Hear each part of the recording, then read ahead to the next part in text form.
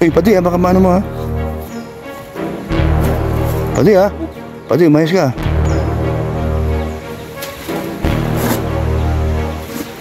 Ayun na lang, tama Huli, nadali.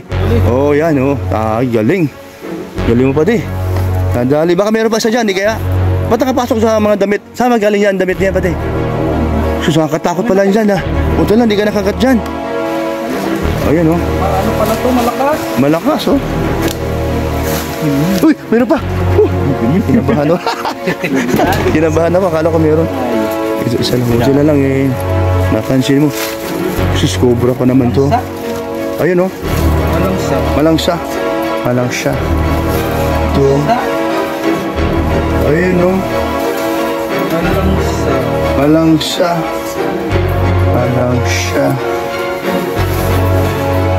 Kut, ang malakas pala. Malakas, ay grabe Malakas. Buhay na buhay, grabe. Naihi siya pa din, naihi.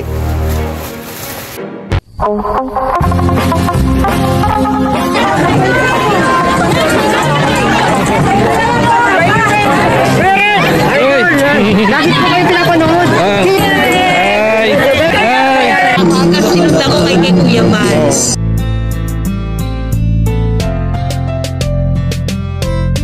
Lagi nyo tatandaan may isang tao na handang gawin lahat upang magbago. Handang tumulong sa hirap ng mga tao. Mabait, may takot sa Diyos, ngalan niya Red Nobino.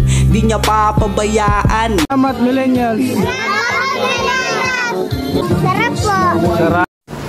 Yan, good morning mga kalingap. Ngayong umaga po ay pumunta sa bahay yung ating kapitbahay at yung cobra na nasa tricycle ay namataan niya, kaya itataboy lang namin para makalayo sa talagang tirahan ng mga ahas. Doon lang namin itataboy kasi bawal naman itong saktanan, kaya ano lang natin kasi nagpunta pala sa bahay niya yung cobra na nasa tricycle ni Paring Brooks. Yan yung kapitbahay natin pumunta. Dito yung bahay niya, dito niya daw nakita. Ayan pumunta raw dito. Nilabas niya na yung mga gamit. Pwede, may sako pa dito. Ay tama, sakuhin mo nga dyan, mas maganda.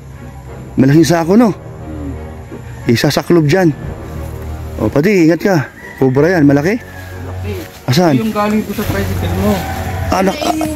Asan? Pati. Ayun na,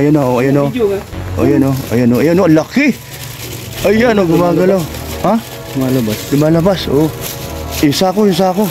Para di na makawala. Ayun mga kalingap Ayun nakita yung gumagalaw yan kalaki, nakatakot. Ayan, sakuhin mo. Ingat ka, baka mamaya bigla sumulpot ang ulo ha. Huwag kang masyadong tiwala dyan ha. Nako, mahirap makagat. Umayos kayo. Uy. Di kaya. Malaki ang malaki ang kahon. Tapos maliit ang bunganga ng sako. Ay, lambat dapat. Isaklob natin para di na makawala. Lambat. Tapos ayan. Sige. Ibalot na lang natin pasigurado kasi baka makatakas pa yan. Sige. Kasi gagalaw pa di. Ayan. Wala na, okay na. Tali sa ilalim. Sa gilid ng kahon.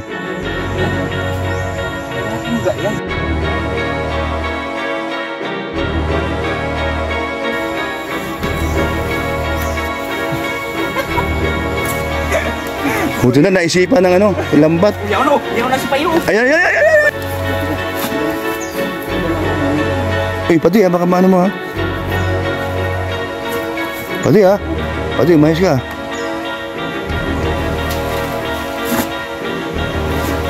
Ayun na lang, tama Huli, nadali. Yan galing. Galing mo pati. Nadali, baka meron pa isa dyan, di kaya? Ba't nakapasok sa mga damit? Saan magaling yan, damit niya pati? Sus, nakakatakot pala yan dyan Punta lang, di ka nakagat dyan. Nakagat dyan ka ba? Diyan ka ba nakatira pati? Ha? Diyan pala galing yan sa loob ng bahay.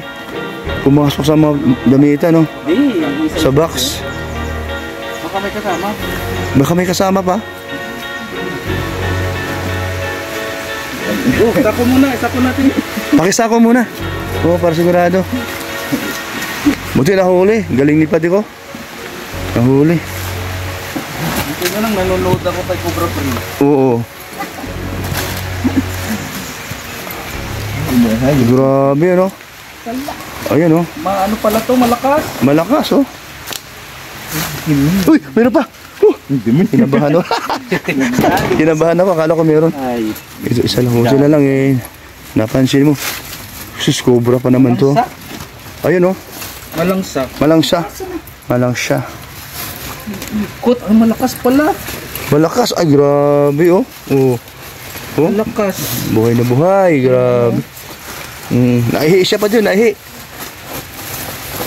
Oh, naihi. Ano ba yun? May nahulog na ano. Kain na. Tayo yun? Sige, ligyan mo sa ako para... Ayan, sa ako na. Ayan, yan. Galing. Oh, hulog, hulog, hulog. Pak, hulog mo pa di. Hulog ko ah. Hulog mo na. Hulog ko. Hulog mo na. Teka, iba ko. Pinitisil mo talaga yung ulo. Ibabato, ibabato ko. Sige. Ayun. Dali, dali. Huli. Huli, gabi. O, sa ako. Taloy sa ako. Baka dali natin sa ano to pa di. Sa Manila Zoo. Oo. I-ano natin yan sa ano? Sa wild. Oo, Lakasan natin. oo, sige, sige. Buti di mo nagamit yung ano mo, yung baril mo. Naawa ka siguro, no? For ano lang to, for Ano yan? Para safety. safety lang, oh. Pero buti na lang, di mo nagamit.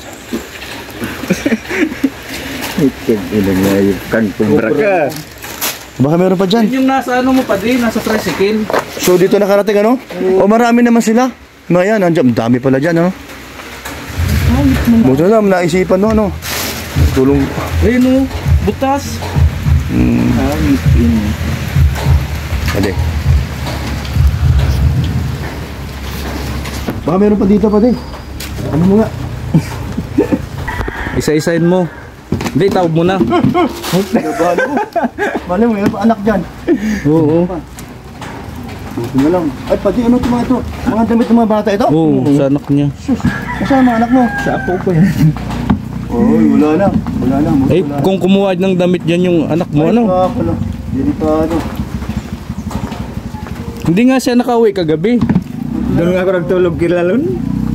Dahil dyan, Baka ako tabihan ako lasing ako ay. nakita niya daw dyan. Ano ito? Ginagamit ito?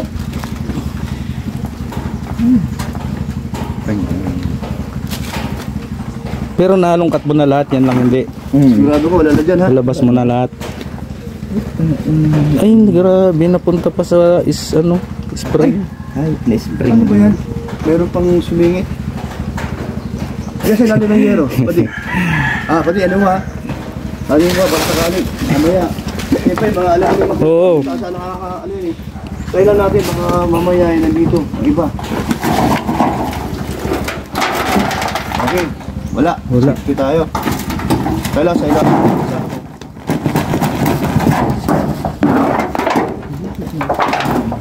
Pati. Una mo nga pati yan siya, no?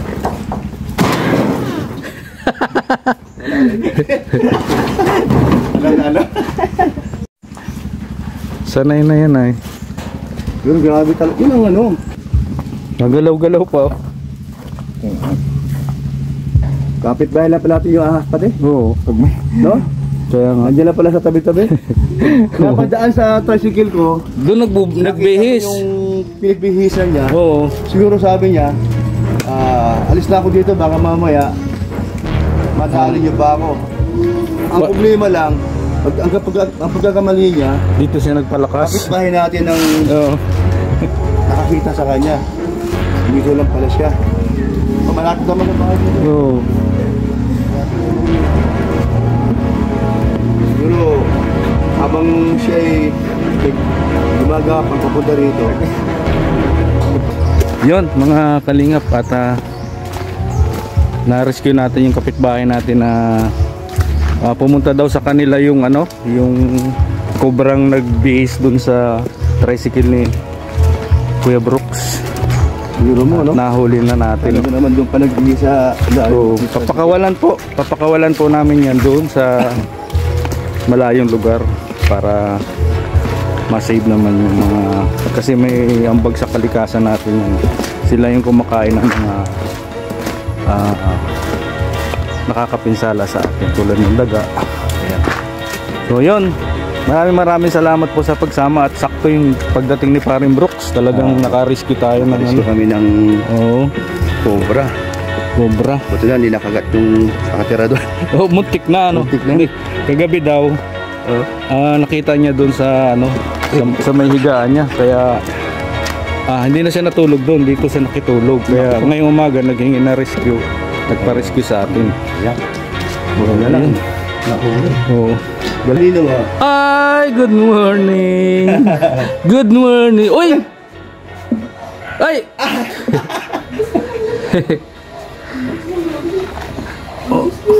Bless muna. Bless muna. Bless muna.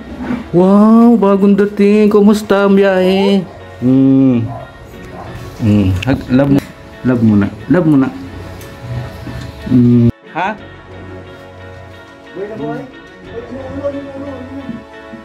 Baka mamaya maganti yan. Muna. Oh, bless muna. Bless Ninong. Bless. Uy, bagong dating naman. Ang bait naman ng bata. Amen. Ali, yung sa tricycle mo, nandun na yung cobra nakuha namin. Yun ba yun siya? Oo. Ayun o. Ito yung pinagbalatan o. Ito. Ito. Ito yung pinagbalatan niya. Tapos Nagapang ulo pataas.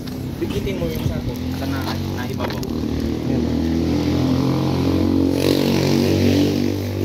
Tapos na. Ayan o.